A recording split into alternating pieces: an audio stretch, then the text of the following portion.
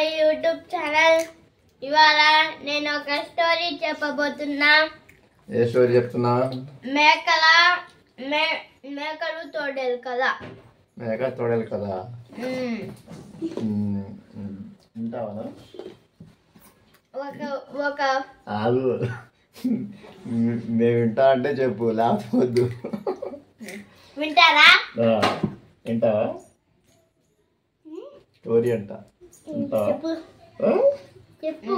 Interest ఏనా నీకు? చెప్పు చెప్పు స్టోరీ చెప్పు. ఒక రోజంట ఒక ఊర్లో అంట మేక వాళ్ళ తల్లి మేక పిల్లలు ఉంటాయంట. 6 మేక పిల్లలు ఉంటాయంట. వాళ్ళ తల్లి ఒక రోజంట భోజనం తేడానికి వెళ్ళిందంట. అయితే లేదు, వాళ్ళ పిల్లలకి 2 విషయాలు చెప్పి వెళ్ళిందంట. తోడేలు వచ్చిద్దని 2 విషయాలు చెప్పి వెళ్ళిద్దంట. అదే ఏ విషయాలు?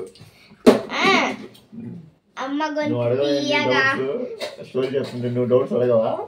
అమ్మ గొంతు తీయగా ఉండిద్ది, వినిపించుకోండి. ఒకసారి తోడేలు గొంతు మార్చుకొని అయినా వచ్చిద్ది, ముందల కాళ్ళు చూడండి అంది. అయితే లేదు, ఇంకా అమ్మ పోయింది. అప్పుడే అమ్మ పోయిందని తోడేలు వచ్చింది. తోడేలు వచ్చి పిల్లలు నేను వచ్చాను అంది. అయితే నువ్వు తోడేలువి అన్నారు వాళ్ళు అందరూ. అయితే లేదు, ఒకసారి వెళ్ళి గొంతు మార్చుకొని వచ్చింది. అయితే నీ కాళ్ళు చూపి అన్నారు. చూపిస్తే ఇంకా నల్లగా ఉన్నాయి, అమ్మ కాళ్ళు తెల్లగా ఉంటాయి అన్నారు. అయితే లేదు, ఇంకా షాప్కి వెళ్ళి పిండి కాళ్ళ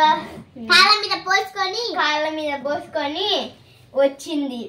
అయితే లేదు, ఇంకా గొంతు మార్చుకొని కాళ్ళకి పిండేసుకొని వచ్చింది. ఇంకా అయితే లేదు, ఇంకా వాళ్ళ చిన్ని మేకలు తీశారు ఇంకా తలుపు అమ్మ వచ్చిందని. అయితే లేదు, ఒక్కొక్కరిని పట్టుకొని ఇంకా తినేసింది. ఇంకా ఒక్క పిల్లే గడియారం గేట్ లో దాక్కుంది.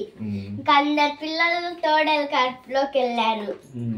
అయితే లేదు, వాళ్ళ అమ్మ వచ్చిన తర్వాత మొత్తం చూసి భయపడి ఆ గడియారంలో గేట్ లో ఉన్న పిల్ల తలుపు కొట్టింది. అయితే లేదు, ఆ పిల్లని వాళ్ళ అమ్మ తీసుకొని జరిగింది మొత్తం చెప్పింది. అయితే లేదు, ఆ తోడేలు గాఢ నిద్రలో ఉంటే అయితే దాని పొట్ట కోసేసి పిల్లలు మొత్తం తీసి రాళ్ళేసి ఇంకా కుట్టారు.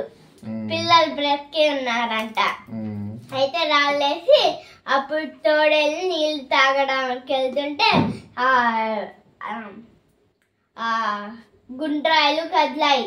అయితే లేదు, తోడేలు వంగడానికి పోతుంటే బరువు తట్టుకోలేక నీళ్ళల్లో పడిపోయింది. అయిపోయింది స్టోరీ. దీని స్టోరీ మొత్తం నీతి ఏంటి? నీతి ఎప్పుడు చెడు చేయకూడదు అని. సూపర్, బాగానే ఉంది. నీకెలా ఉంది? నువ్వు స్టోరీ వినట్లేదు, ఏం తింటున్నావు? చక్రాలు. హలో ఫ్రెండ్స్, ఈ స్టోరీ మా పిల్లలు చెప్పడం వల్ల ఏంటంటే ఫ్రెండ్స్, రేపు స్కూల్కి వెళ్ళినా కూడా వాళ్ళకి చదువు మీద నాలెడ్జ్ చాలా ఎక్కువ ఉంది. ఇలా స్టోరీలు చెప్పడం వల్ల సబ్జెక్ట్ మీద బాగా పట్టు కూడా వచ్చింది. ఎందుకంటే నేను చిన్నప్పుడు గవర్నమెంట్ స్కూల్లో చదువుకునేటప్పుడు ఇప్పుడు ఇలాంటి స్టోరీస్ వినటం కానీ చెప్పడం కానీ ఉంటే సబ్జెక్ట్ మీద కమాండింగ్ అనేది బాగా పెరిగింది. అందుకని ఆ స్టోరీస్ మా పిల్లలు చెప్తూ ఉంటే నేను ఆనందిస్తూ ఉంటాను, చెప్పమని చెప్తూ ఉంటాను ఫ్రెండ్స్.